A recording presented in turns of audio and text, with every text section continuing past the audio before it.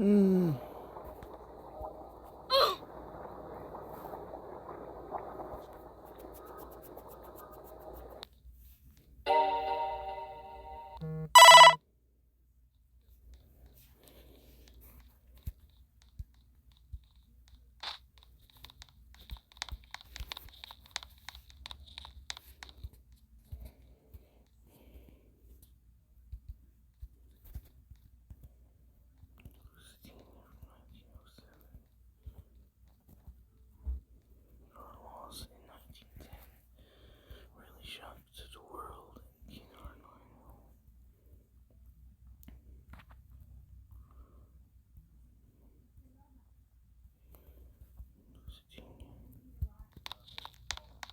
January 1st, 1910.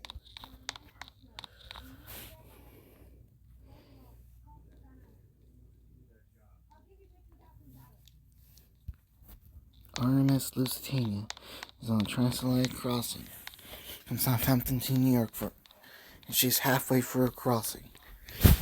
Captain Turner started to notice something strange on the port side. It was a wave. And all of a sudden, impact.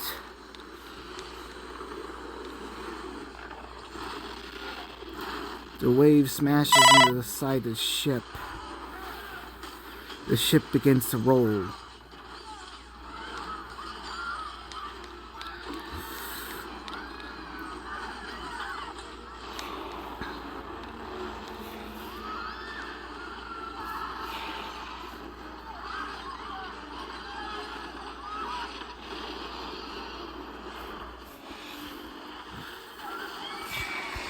Passengers scream in terror as the mighty 30,000-ton liner capsizes.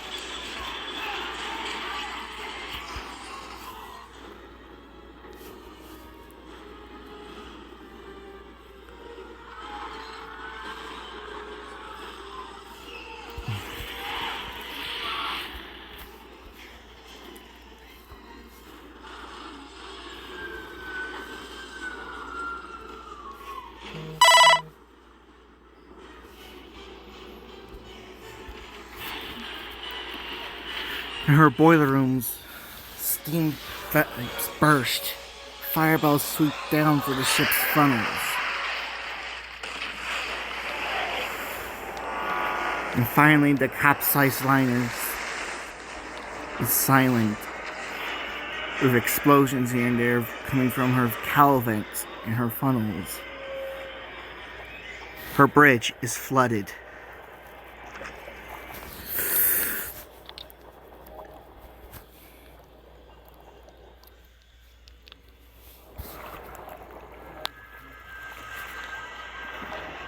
Her power fails, and she's left with only emergency dynamos, powered by steam.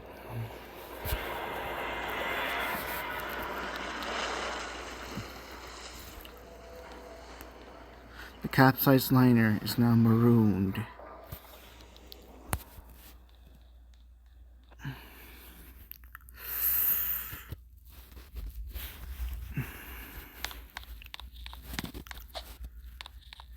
In the flooding radio room, the wireless operators managed to send out one distress call, an SOS, recalling a rogue wave hitting their ship before her signal went silent.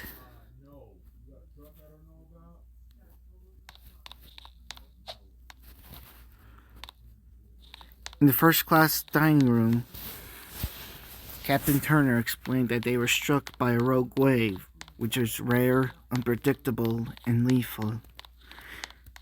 Ship's designers were also on board just for the New Year's cruise back to New York. Now the ship flipped over.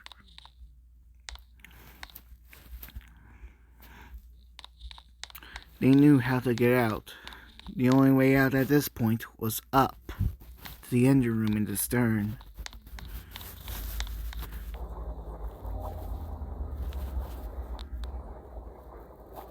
The ship had flipped over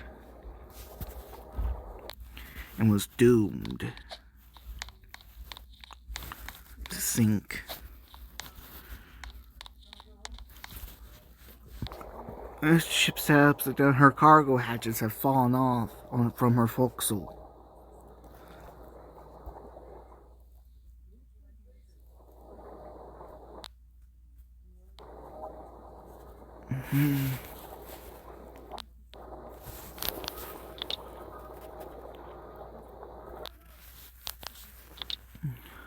The wireless operator's radio SOS.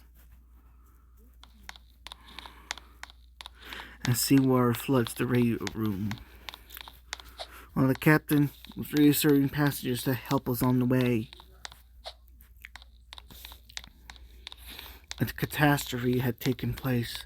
Passengers going for their own Poseidon adventure. Ship's designers led a group of passengers up to the lower level of the first-class dining room and began making their way up the turned-over staircase.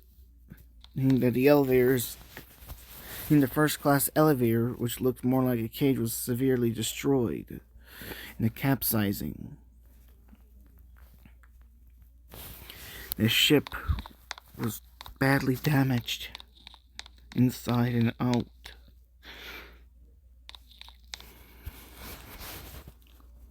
The ship begins to settle.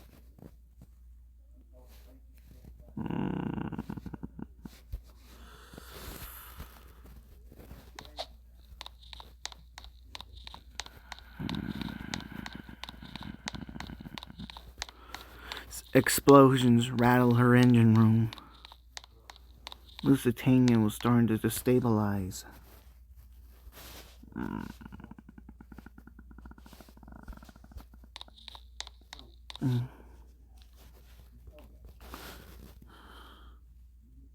The boilers were failing. As passengers made their way, as the group of survivors were making their way for the capsized liner, a disaster occurs in the first-class ballroom. The first-class dining room.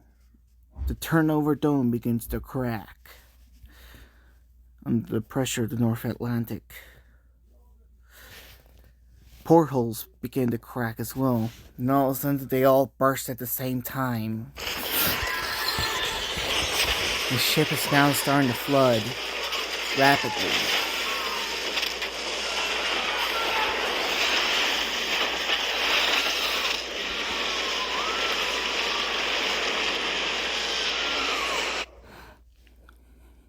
The ship was becoming unstable.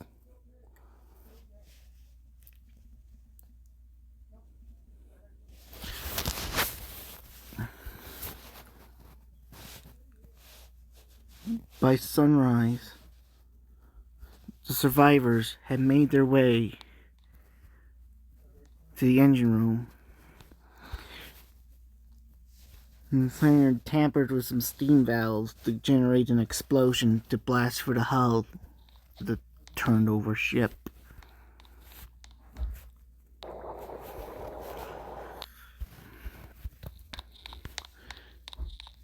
Lusitania's sister ship, Mauritania, had arrived on the scene. The white third liner, Oceanic, finding out there are only 6 survivors. The captains of both ships ordered the survivors to jump.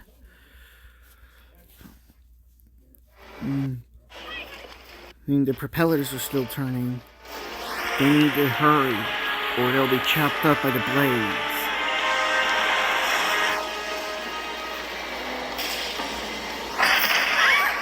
Her turbines begin to fail as its 2 outer wing propellers slow down to a stop as the survivors jump from the capsized ship. Into the frigid North Atlantic.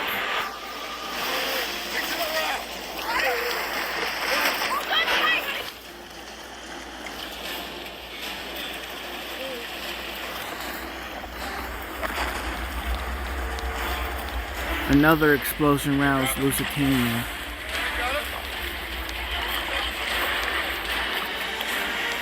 The ship is almost out of time. Oceanic and Mauritania launched their emergency cutter lifeboats to help the survivors.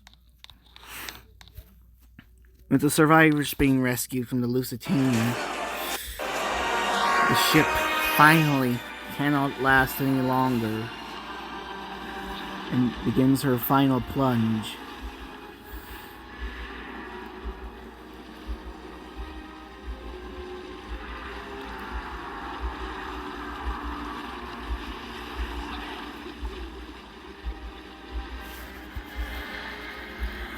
Finally, the doomed liner slips below the surface. Her power finally fails as seawater reached the dynamos.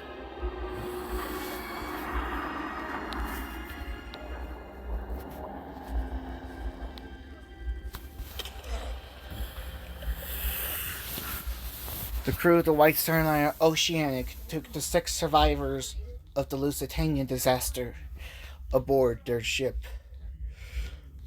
As Mauritania sent wireless messages across the world about the disaster, and Lusitania had been struck by a rogue wave and was lost to the sea.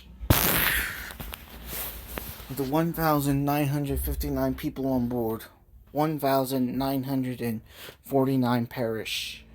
Only 6 people survived. After going on their own Poseidon adventure to escape the capsized liner.